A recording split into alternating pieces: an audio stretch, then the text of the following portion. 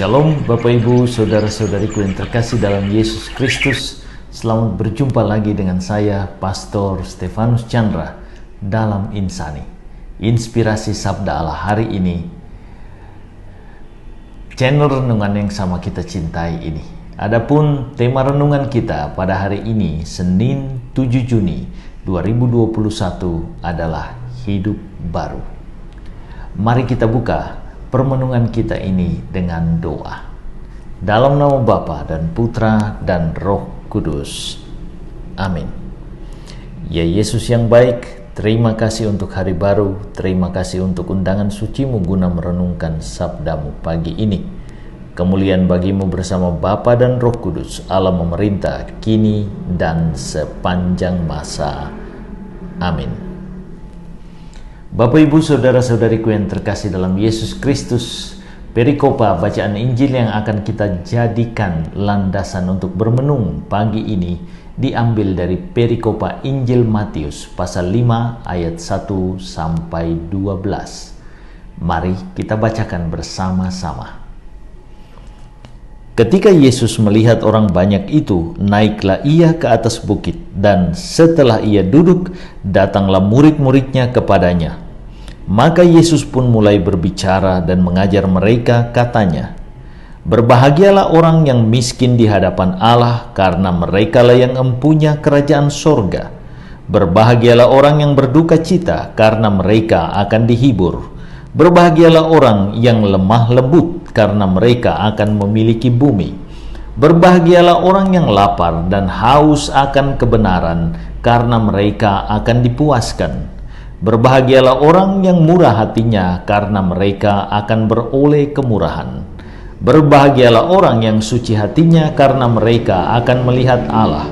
Berbahagialah orang yang membawa damai, karena mereka akan disebut anak-anak Allah.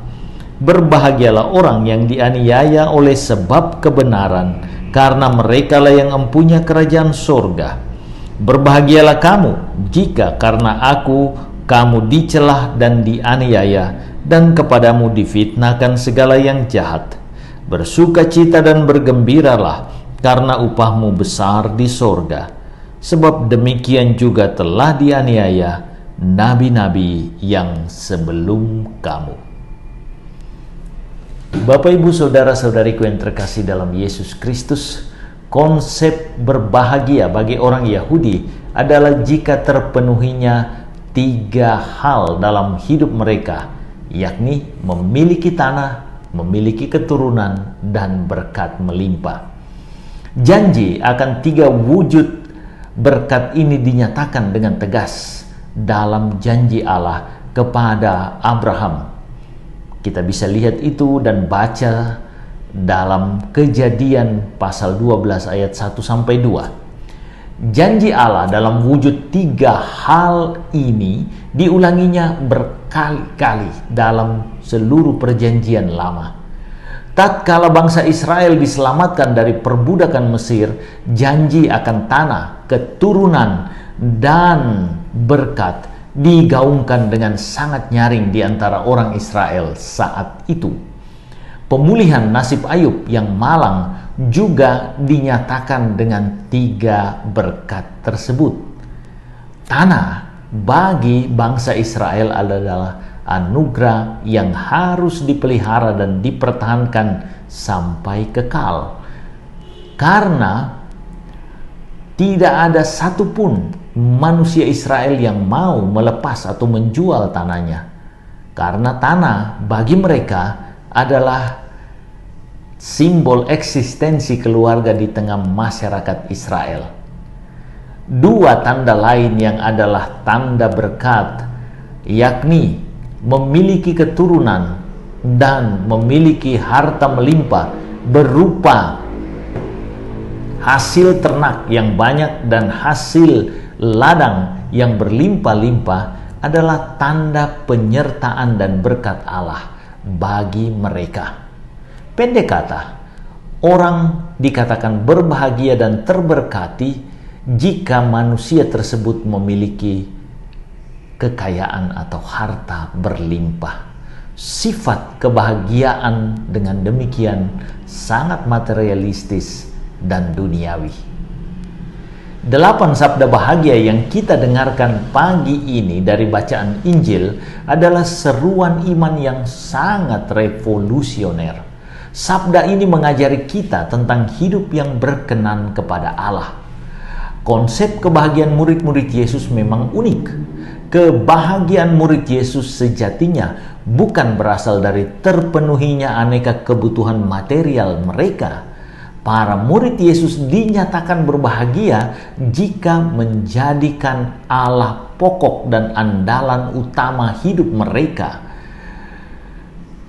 Mereka sungguh berbahagia jika mereka mampu dan setia melaksanakan kehendak Allah dalam hidup mereka sehari-hari.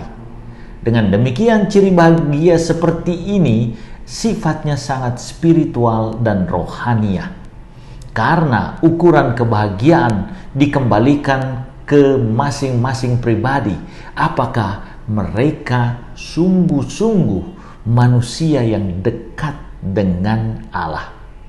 Jika seorang manusia Kristiani dengan demikian melaksanakan jalan Allah dengan motivasi benar, yakni ingin menyembah dan memuliakan Allah, maka pada akhirnya ia akan berbahagia. Ukuran materialistis tidaklah penting bagi para murid Kristiani.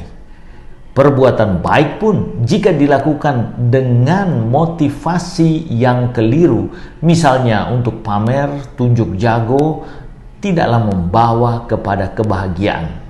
Sebaliknya, seorang manusia Kristiani dalam derita pun dapat berbahagia jika menemukan dan melihat maksud Allah di balik semua tindakan dan kejadian hidupnya. Bapak, Ibu, Saudaraku yang terkasih dalam Yesus Kristus, dengan demikian yang terpenting bagi seorang manusia Kristiani, entah ia kaya, entah ia sederhana, adalah punya kesempatan untuk bersama-sama dengan Allah. Jika kesempatan ini digunakan, maka usaha mereka untuk mendekatkan diri kepada Allah akan berbuah pada kebahagiaan mereka. Karena kebahagiaan sejati bagi manusia Kristiani adalah bersama dengan Allah. Maka panggilan utama kita setiap hari, setiap saat sebagai manusia-manusia Kristiani adalah melaksanakan kehendak Allah, mendekatkan diri kepadanya dalam doa, dalam hidup, dalam karya pelayanan kita. Tuhan Yesus memberkati. Marilah berdoa. Ya Yesus yang baik, terima kasih untuk pencerahan, untuk penjelasan sabdamu pagi ini. Layakkan kami untuk terus mendekati Engkau, mendekati Bapa dalam Roh Kudus. Kemuliaan bagimu kini dan sepanjang masa. Amin. Tuhan beserta kita. Berkat Allah turun melimpah atas saudara-saudariku, Bapa, Putra, dan Roh Kudus. Amin. Terima kasih saudara-saudariku yang telah mendengarkan sabda Allah. Saya Pastor Marcel Olotandung mengucapkan berlimpah terima kasih kepada Pastor Stefanus Chandra. Semoga Pastor bersama dengan segenap umat di paroki senantiasa diberkati Tuhan dalam setiap aktivitas dan pelayanannya. Amin.